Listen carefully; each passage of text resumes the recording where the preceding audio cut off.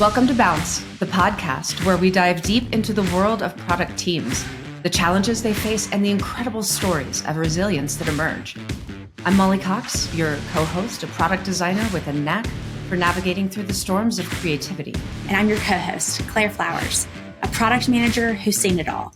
The highs, the lows, and everything in between. Each week we'll bring you tales of product traumas, those moments that test our limits, they push our boundaries, and sometimes bring us to our knees. We're talking about career flops and follies and those pivotal moments when everything seems to fall apart. But as we know, the harder you fall, the higher you bounce. We'll explore with our guests their toughest challenges, The actions they took to overcome them. and how these experiences have shaped their careers and continue to impact them today. So join us in this journey of resilience, growth, and bouncing back stronger than ever. All right, everyone, welcome to Bounce. My name is Claire Flowers. I'm your co-host, joined here by Molly. Hello, Molly. Hello, Claire. We've got a pretty special episode here today, and special meaning it's just you and me. Just the two of us. Yes, we don't have any of the cool people who we've been talking to over the last 11 episodes, 12 episodes. Gosh. 12 episode 11. This is the 12th, Claire. Yeah. This is the 12th. Oh my gosh. Well, thank you to everyone who has listened to our podcast, our musings so far. We've had so many good guests. We thought we'd just bring it back to the OG2, me and Molly. And today, this is part 2 of our series about really like hiring, working in tech, and all the things that are going on in the market right now. So today, Molly and I are going to discuss getting fired. Or laid Molly, off. Like, or laid yeah, off. or laid off. It's a really slippery slope, as they say these days. I think it can be construed either way. And what I do know, Claire, is that both you and I have had the pleasure of going through something like this. I myself have been laid off. I've been through numerous rounds of laid off. I've had the layoff guilt. I've had survivor guilt. I know you yourself have been fired. Yes. Yes. So I think a lot of times what I don't hear people talking a lot about is the emotional toll and tax that goes along with that. We hear all these tips on finding new jobs, how we should, especially for design, how to put portfolios together, how to niche down, how to find all the right things. But there's a really real side that goes to this of how we feel as human beings when we go through these moments. And I want to kind of dig into that just a little bit today with you, Claire. So I would love to kick it off with you, if you don't mind. And Absolutely. I kind of want you to take us through your scenario and maybe what happened with you in the past. Yeah. So I think what comes up to me when we talk about getting laid off, losing your job, getting fired, it's really like, to me, when it happened to me, it was like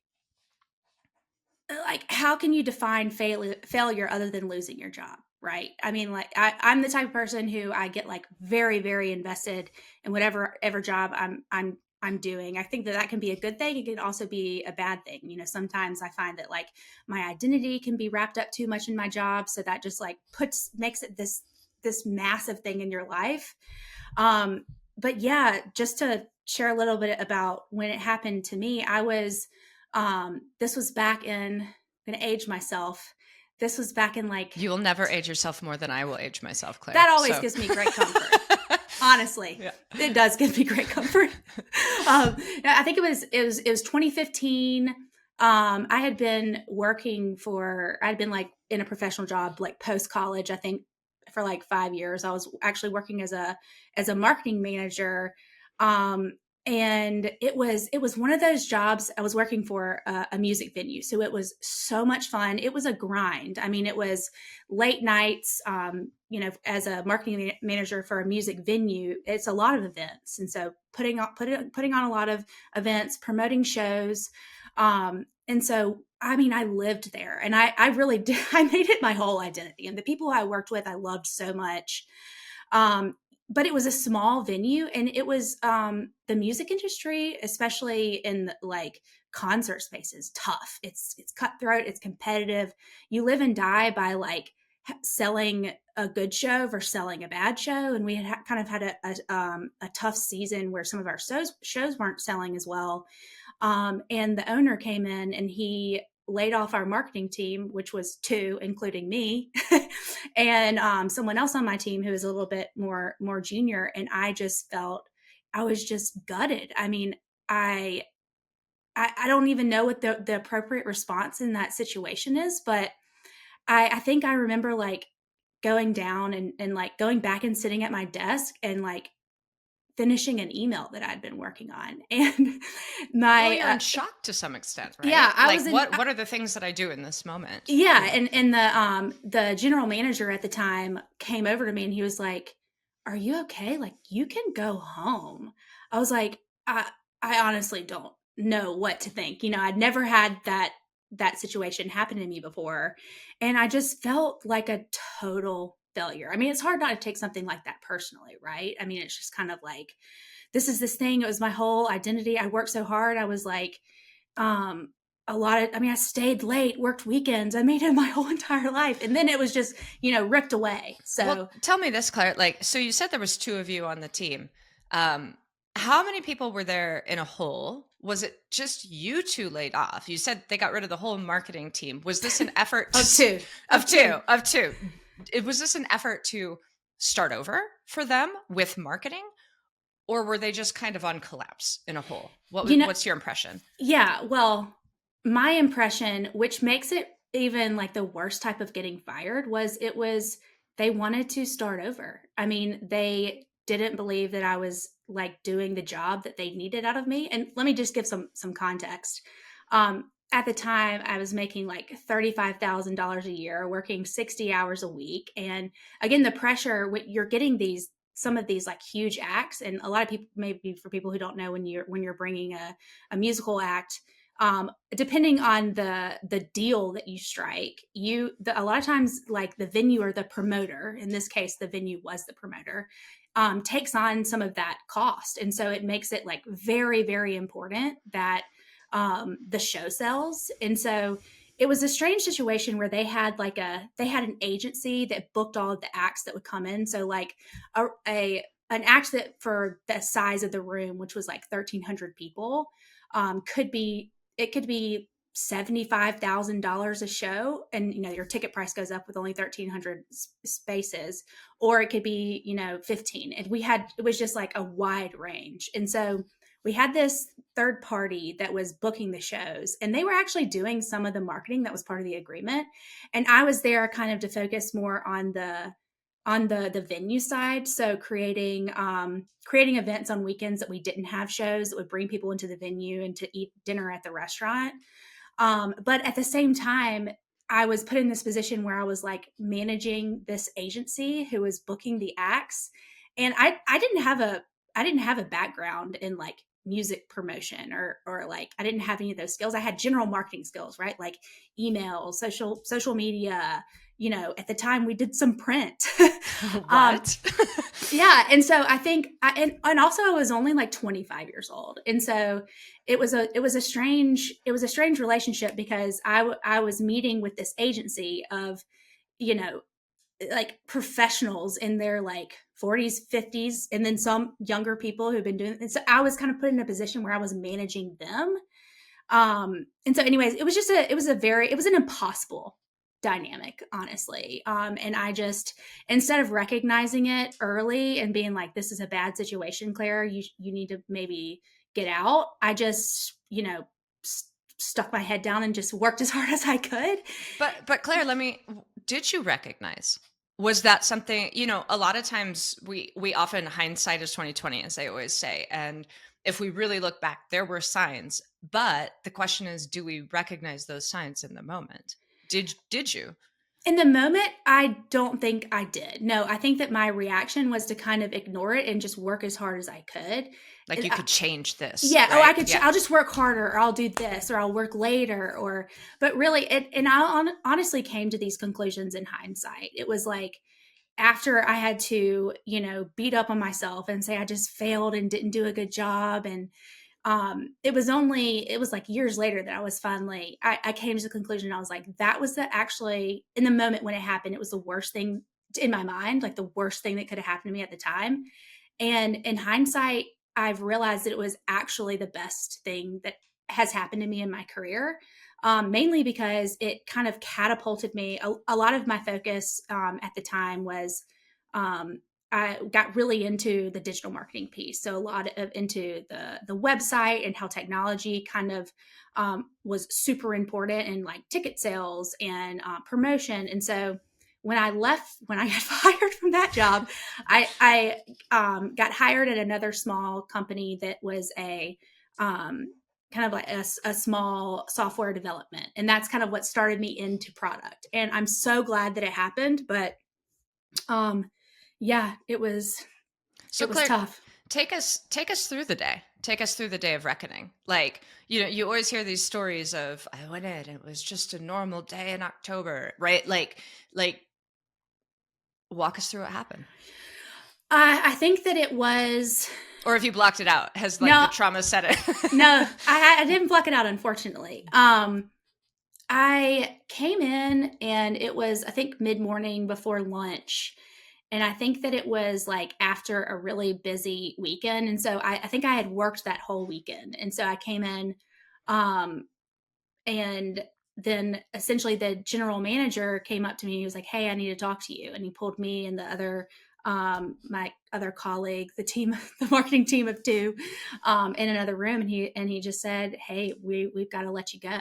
And I like everything else was just wah, wah, wah, wah. After that, like I don't remember specifically what he said, but it was just, I think I honestly worked for the rest of the day. I don't think I went home or stopped. I would think I was just still in that, like, that, I don't know, fight mode of like, no, I won't lose this job, blah, blah, blah, blah. If I send this last If email. I send this last Yeah. email, if I sell 10 more tickets between now and tomorrow, so yeah, it was, I think when it finally hit me, it was when I'd gotten home later that night and I was just like, oh my God. I didn't want to talk to anybody. I think I just like went in my room and closed my door and just like cried probably.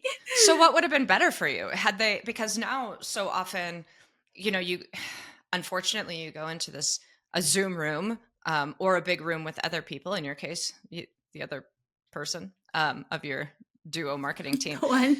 but you're shut off immediately, right? You walk out, you have no access to your email anymore. You have no Slack access. You have no access to your files. You can't get anything that you've worked on. You can't get proof of anything that you've done. However, you're done, right? Yeah. So what's better? What would have been better for you?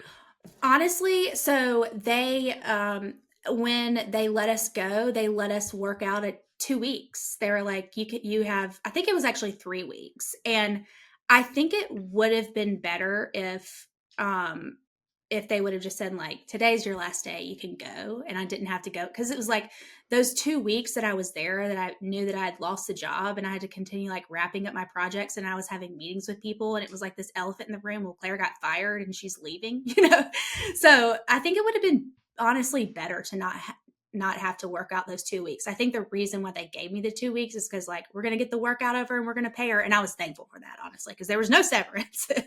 I mean, so but honestly, looking back on it, I think I would have preferred for that to have just like clean cut, like Ended. ended. Done. Yeah. Because there were a lot of projects that I was like emotionally invested in that I wanted to see come to a close, but like I wanted to finish them, but at the same time you have this date in mind and you're like, wait, no, I don't work here anymore. What's happening? Yeah, very strange. But So you went home, locked yourself in a room, may or may not have, drank a case of beer by yourself, ordered a pizza. Right. We wallowed. we wallowed. We Yeah. wallowed. What happened next? I had some like other like friends in Birmingham and I just like called one of my friends and they were like, that's bullshit. Like God bless friends. Yeah. The fighters. Yeah. Yeah. And I'd had previous people who I'd worked with before that I reached out to, and they're just like, rally behind me, like, oh, let me connect you with this person. And honestly, I found a job like super fast, and what ended up being just like really a springboard for my career. And No matter like if if you believe in a higher being or you believe in something, I think that like quickly after I got the second job and it was so different, like people, like the guy who I worked with, we got along really well and he trusted me and thought I was smart, and like I started getting promotions working for him, and I was like, that's what I needed after this, this horrible thing. And then I go into this other it was just kind of like, okay, no, you're not a failure. See, this person thinks you're actually really smart and you're doing really well. So, in a way, I was just, honestly, just very thankful that it happened, because I wouldn't be where I am today. So, but it's hard to see that when it's going on. It is. And I think, you touch on something good. So many people that I have talked to who have gone through layoffs, whether they go on to another company or they go on to start their own company, always talk about how it has been a catalyst for them in a way that is surprised or unexpected. Like, well, I wouldn't have the job I have today had it not been for, getting let go here, opened the door to something completely different. But the reality is it's very difficult to see that in the moment, and you don't know what that next door is going to be. You have to have blind faith that something will work out. Yeah, and absolutely. And I think that, you know, in the I just didn't really have time to like someone actually when it was going on gave me some really good advice and was like, "Listen, you know what? Take this time to, think about what you want to do." And I think I was just in such a survival mode that I was like, "Okay, I know I want to continue to work in the marketing realm in some way. I kind of have gotten this I have this like I like technology." And then this opportunity just kind of honestly, it fell in my lap and I was like, yeah, cool. Let's like game on. Come on, let's do this thing. But it honestly like really affected my work for a while after that. I, second guessed myself a good bit. And I was very lucky that the guy that I went to work for was just really encouraging and provided like a lot of good feedback and affirmation. And I think that honestly, if it wouldn't have been him that I would have been paired with, it would have been hard to overcome it. But it took him kind of like having to say, trust yourself, you're smart, you got this. But it definitely, I think I've finally gotten over the trauma of it. I think today. I don't 10 know. years I was 10 years I later. still, coincidentally and funnily enough, funnily or funny, I don't know. We're gonna go with Either funnily works. today. I like that. I was at the pumpkin patch yesterday and had funnel cakes, so maybe that's why my brain's there. Anyway, I digress. Yeah, mine was in 2015 as well, and I would tell you, even today, if you put a meeting on my calendar with no context and it is just a 10-minute meeting and you have some type of authority over me, I will panic and assume I'm getting fired. Like it just doesn't go away. Okay, well let's walk through your day. Okay, so tell where was it? What month was it? Because did we get fired? Did we get laid off and fired at the same time? Could have been. So I'm trying to think. Mine was August, right at the end of July, early August, 2015. I think I was in November. Okay, all right, close. Yeah. So so a little backstory for you. Now this was a startup, so again, the onus is on me. It was a risk from the get-go. And this is the thing that going into a startup, you have to be very aware of. If you have 100 startups, the likelihood is only 10 will succeed. And of those 10, 5 will maybe even become profitable and stay there within the next 10 years, right? So taking a job at a startup is a very high risk thing regardless, okay? Now, this was a startup of 4 people. So this was very early stage. We were pre-seed, hadn't even launched the product yet. So it was the founder, myself, who was jack of all hands, product design, marketing, go to market, sales, like all of the above. All of the above. And then there were 2 engineers, right? So we had a back-end engineer and a front-end engineer. Now, earlier I asked you about signs. Claire, there were so many. There were just... You ignored them. Oh, no, I wouldn't say... I think you were conscious of them. You chose not to acknowledge them. I think dumbfounded is the best way to explain many scenarios that happened there, right? Like, So I was very aware, but just maybe hopeful. I was misinterpreting something, right? Uh, so we're building. Someone say you ignored them. Like what I just said, you ignored them. I Okay. think that's a really harsh way to put it. Okay. We digress. Okay, but yeah, I ignored all of the signs, right? No, I mean there were signs such as this, like the founder there was one of two scenarios that you would come to work in. And so let's keep in mind, at this time in my life, I had a 1-year-old child. She turned 1 while I was on the job. So brand new kid, right? I was kind of the breadwinner. Like my salary was what kept the family afloat at the time. So in this startup, there was 2 scenarios that would happen when you came in. So having a 1-year-old, I had daycare drop off. So I was generally always there by 8:30, which, okay. So when I would come in, the founder would either be sleeping on the couch in the break room because he was there the whole night before, or B, would not come in until 2 p.m. So it was really a crapshoot on which one you were going to get. So that was a tell in itself, right there, is one of my points. Like the signs were there, but I chose to ignore them, as Claire would say. But anyhow, moral of the story is, so there was 4 of us working on this product, and we just, since it was pre-seed, it was really an ideation phase, building that MVP product, trying to get it to market, trying to find, I wouldn't even say we were trying to find product market fit at that point. We were just trying to get the MVP out the door. And I very specifically remember this is the time when Robinhood launched, actually. So Robinhood launched in, I believe, summer of 2015, because I was in fintech. We were in the fintech trading space as well. And so I just remember seeing Robinhood like, oh my God, we're like our sign number idea. 2. Sign number 2. But anyhow, I would say ultimately what happened is there was not buy-in, I think, from our engineers wholly that this idea was going to work. And because of that, one of the front-end engineer ended up finding another job. Well, so what happened was he came in and put in his notice. And as soon as he put in his notice, the founder called me into his office and said, well, front-end engineer quit. We don't have a company anymore. We're shutting down.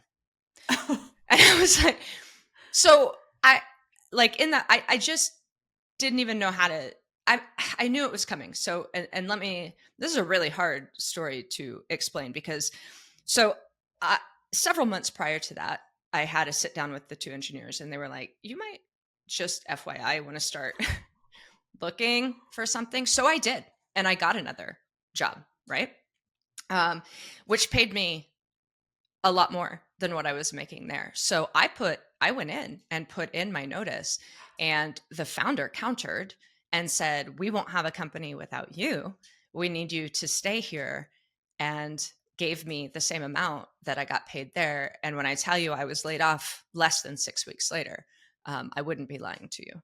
So I made a grave mistake by not trusting myself in that moment as well, and taking that other position. And then I ended up calling that job back, and they had filled the position already. So it was no longer available for me. So anyhow, I just remember, like, I was still in shock that it happened, because it's so fast and your whole world turns in one moment, right? So even if you suspect that it's coming down the pipeline, there's something very different when it actually happens to you. And I remember in that moment, I don't know. There was 2 sides of me. In life, there's the fight and flight. I felt both. Like I just wanted to leave and go cry somewhere, but there was such a fight in me. And so I started talking about severance, and they didn't have anything specific. And they were like, well, we'll give you 2 weeks. Right. And I was like, bro, I have a family. I've worked here for a year and a half. Like, and this is before today, where almost now layoffs are so standard. They come with certain you expect a severance package, right? There wasn't a precedent set back at this time. So I got in a yelling brawl with the founder. Not proud of it.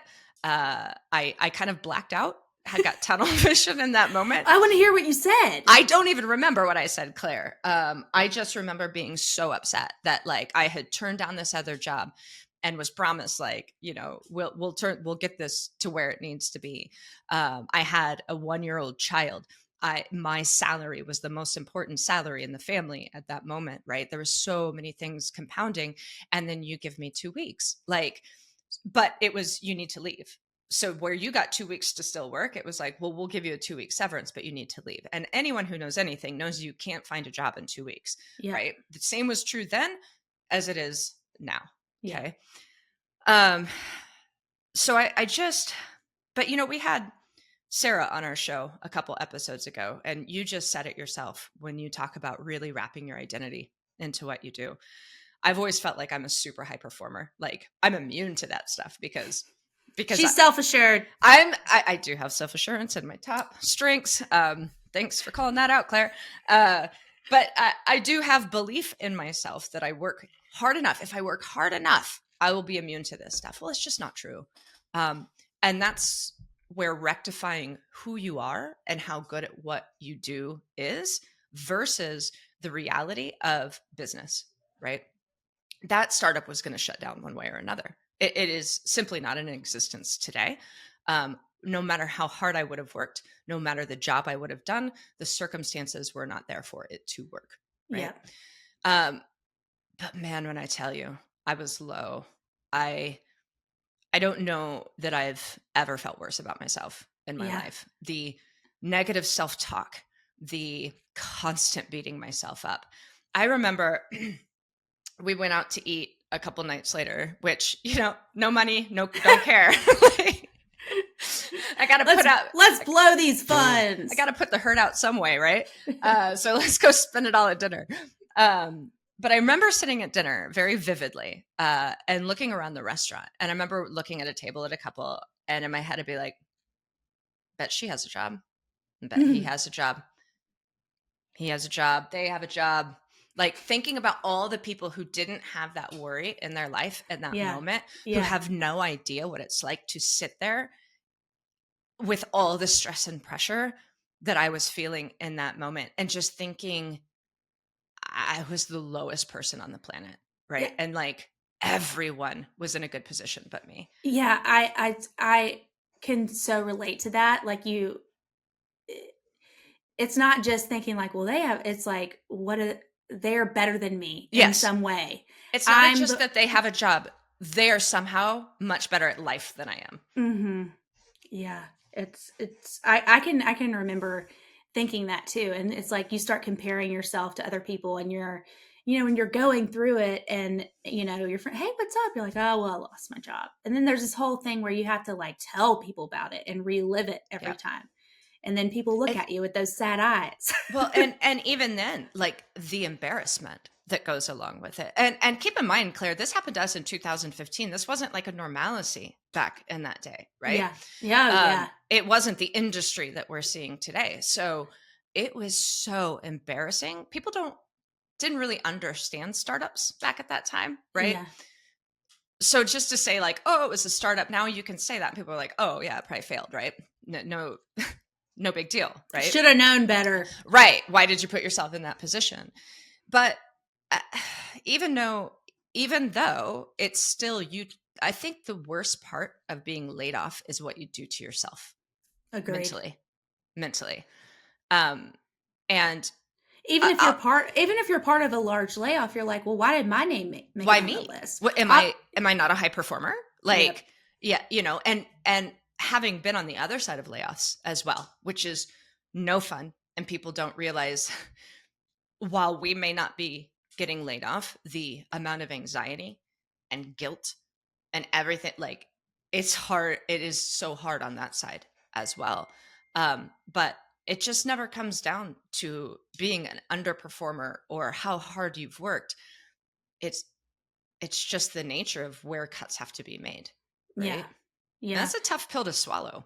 It really is. I mean, it's such a bad thing to happen. You're beating yourself up about it. Then you're having to watch everybody else succeed.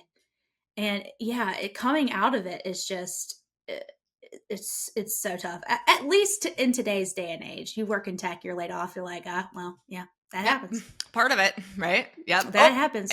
how many people do you hear now? Oh, I'm on my third layoff. Like, I'm just part of the rodeo now, um, where it just shouldn't be that way simply. But I don't think any one person's situation is harder than another's, because I think ultimately we all battle our internal critic and our own self mentally when we go through this. Now, I will tell you, when I was laid off, I don't think I was ever busier in my entire life. The amount of time I put into job searching, I had a whole database, Excel. Like, I never used spreadsheets in my daily life. I sure shit had one for job searching, right? But applications filling out, resumes, applying. I was always busy doing something. And I just remember thinking, man, I can fill up my time. Like, I'm really good at this. I would be really good at being retired. But yeah, I want to be clear too, even in that time, you said you easily walked into another job. I did not. It took me, well, to get to really where I really wanted to go. So I was laid off in August, like into July. It's hard to remember because I had it's hard to remember the exact Yeah. timing. But I did not get into the position I wanted until like the following February, right? So now, having said that, I did take a position. So what was your strategy? Yeah. So what ended up happening was My strategy was I got lucky. Let's just be clear. I got lucky. That was right place, right time. Lucky. Someone was looking out for me. I think people would tell you I got lucky. I would tell you otherwise, right? Because it wasn't in my industry. It wasn't what I wanted to be doing. But it was money. Yeah. Dude, I needed money. Like, I had a 1-year-old kid, right? Like, I couldn't just hold out for the right opportunity to come along. So at some point, I mean, I had to literally suck it up and just take this job. So what happened is the founder that I had at the company actually recommended me to one of his friends that kind of ran something else, and for a marketing position. And I'm not like, I'm not a marketer. That is not what I'm here to do. And it was like a brand strategist position for insurance. And when I tell you how hard I cried the night before I started that job, like, because I in no way wanted to be there. I remember getting an email before starting about the dress code. No. I wept. No. I wept. I was like, I am a designer in tech. I don't know what you mean by dress code. Like, I am lucky if half my employees show up wearing pants sometimes, right? Like, dress code. No. But yeah. But you know what I did do? Make money until I found the job that I wanted and that progressed me in my career. Right. Yeah. When I don't even put that job on my LinkedIn. So all my listeners will be like, well, where was that magical moment? She wasn't working on her LinkedIn profile. But because it's not, I don't want to say it wasn't important to me. It wasn't fulfilling what I wanted in my career. And it certainly doesn't push me further in my career today. Right. Yeah. It's unequivocal and it's not important. But if I could give anybody a piece of advice, is sometimes that's what you have to do. Yeah. Right. Like, swallow your pride. Take the job you may not want, because the reality is we have responsibilities in life, right?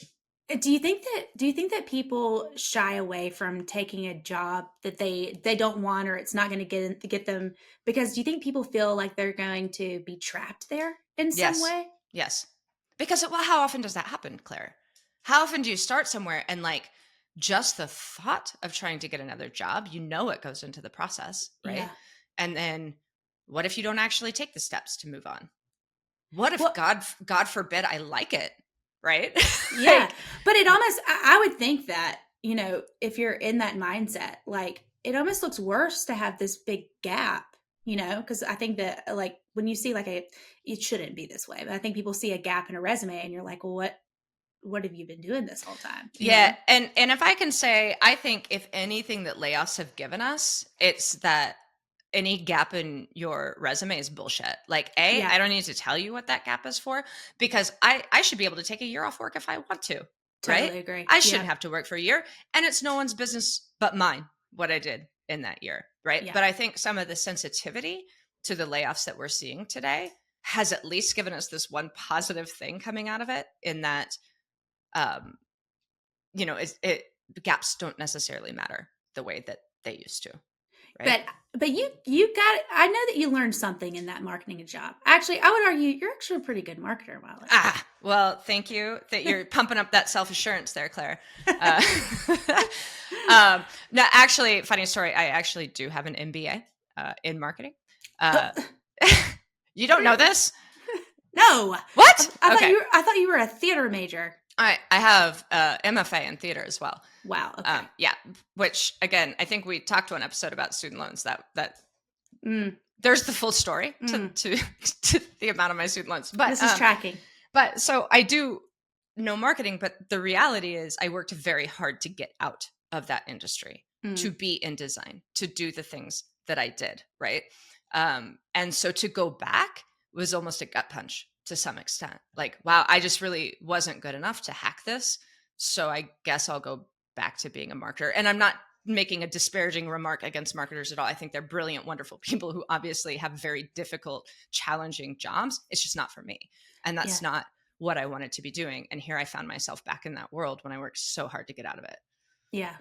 Yeah. It's so tough. I think that if anything, I don't even know, I can't really give it advice, but I think just looking back on it now, it's like you don't want to be cheesy in the cliche of everything happens for a reason, but there's a lesson to be learned.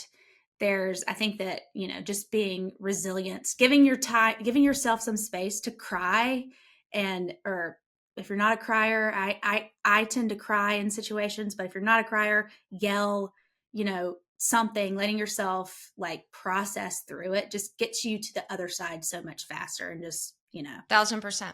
Now, I do want to point out something incredible that happened from these situations, and something I think everybody should be cognizant of, no matter what job they walk into. So in this startup that I went to, the front end developer that worked there at the time, he has gone on to become my best friend. We have worked at 2 companies together, right? So when we both left the startup, he went on to another software company. A couple of years later, he ended up recommending me to come on. And then he and I worked there for about 5 years together. And he is just about to come on to the company I work at today. So so we are about to start our 3rd job together. So the point I'm trying to illustrate is the people matter in the jobs that you're doing. It's not just the job that you're doing, but remember that every relationship you make is important.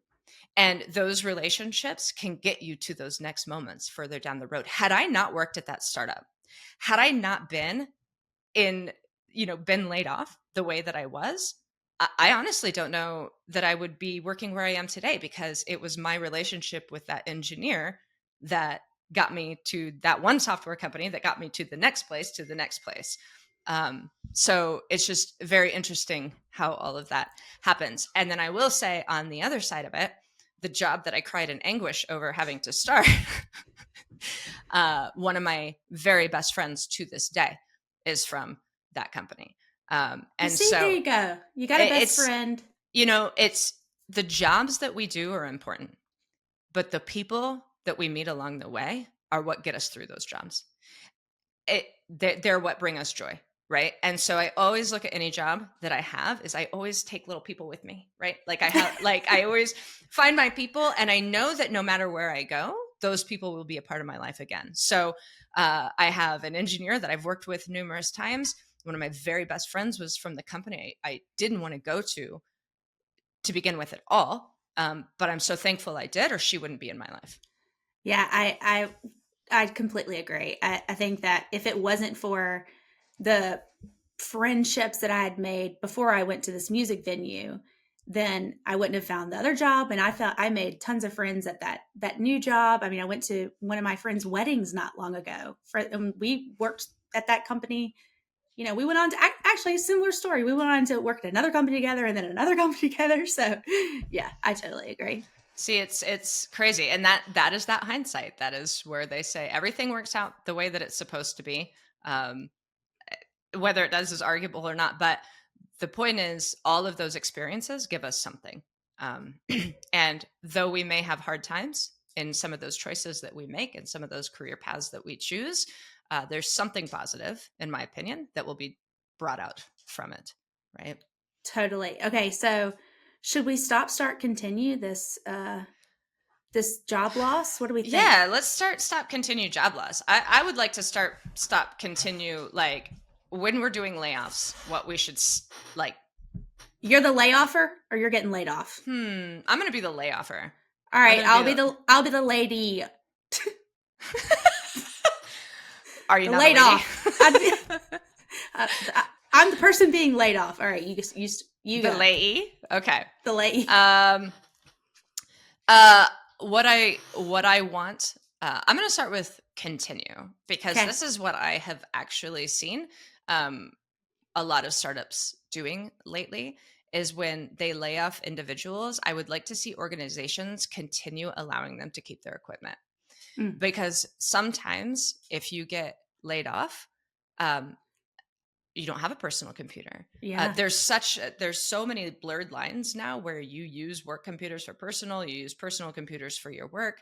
But sometimes you just simply don't have one. So if you get laid off and they take your computer away, how do I find a job?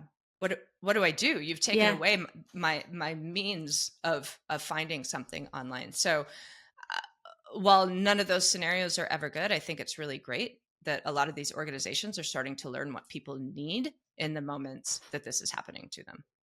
Yeah, that's a good one. I guess they just mail their stuff back once they find a job, or they just give it to them. No, I have one friend of mine. He's like, I need to sell some computers because I've got like 4 of them from layoffs. I was like, talk about a collection you don't want to have. Okay, as a laid off person, I'm going to start with stop. All right, stop beating yourself up. Just stop. Just sometimes things are out of your control. And it doesn't mean that you're a complete and colossal failure. It just means that you're unlucky and a bad thing happened. So stop beating yourself up. That's what. I like that one too. Wait, did I start with stop? Well, now I'm so confused because you've said start and stop so many times in like a sentence. I think that was a stop. All right, now you have to do a start. Start? Okay. Okay, so for companies who are doing layoffs, start being more transparent. So many layoffs that I have been a part of, all of the all hands leading up to them will talk so positively about our profitability and so positively about where we are because they don't want people to get the perception that this may be coming down the pipeline, right? And it's like, why are you doing that? Like, some type of heads up would be appreciated, or some foreshadow. We just said earlier, for us, there were signs. Well, if you're at these companies where all hands are perfect every time you go through them, how are you seeing the signs?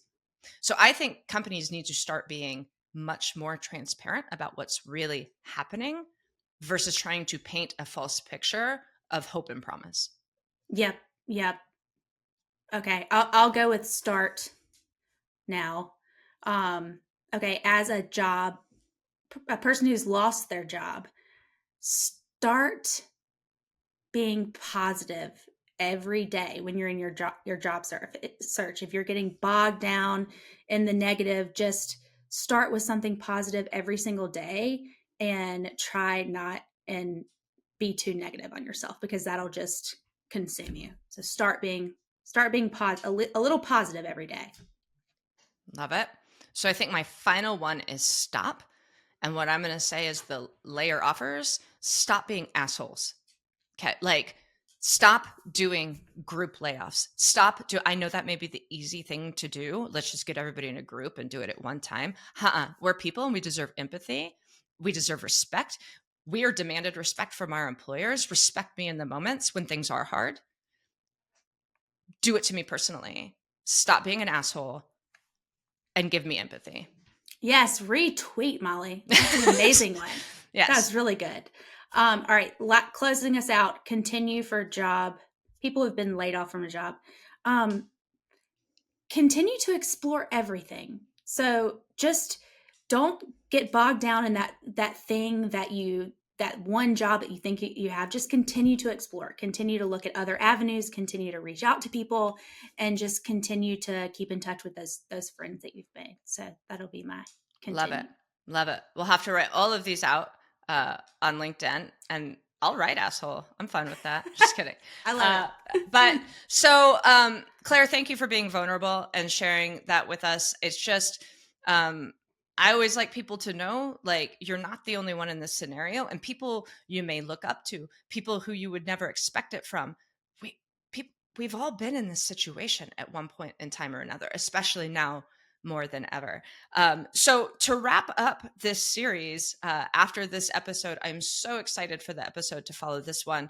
We are bringing on Rachel Lindsay, who is a tech recruiter who works specifically in recruiting tech teams, product teams, so product managers, product designers, and she is arguably one of the best recruiters. I've worked with a lot of wonderful recruiters. She is at the very top of the list with some of those people. So I'm really excited for everyone to listen to her on this next episode. She's just got gems of what it's like to be the recruiter, do's and don'ts, what it looks like now, and what it could potentially look like tomorrow. It's such a good conversation. She will whip you into shape, and she'll get you going down the right path for sure. She will. So join us for that episode right after this one. So in 2 weeks, we'll have that episode with Rachel live. Until then, we really appreciate everyone joining us today, listening to the antics of Claire and myself, the lady of product. The lady. Wait, I have a job now. I have a job now. You're the lady of product. Yeah. Okay. Can you put that on your LinkedIn? Please. Yet, no, Okay, no. Fine. All right. On that note, thank you everyone, and we'll join you next time.